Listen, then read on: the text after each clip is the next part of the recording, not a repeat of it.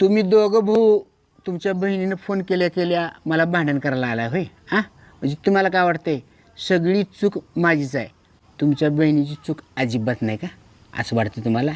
सरासर साफ खोटा आहे मेवणे हे साफ खोटा आहे साधं तुम्हाला सांगतो व्हॉट्सअप राहते ना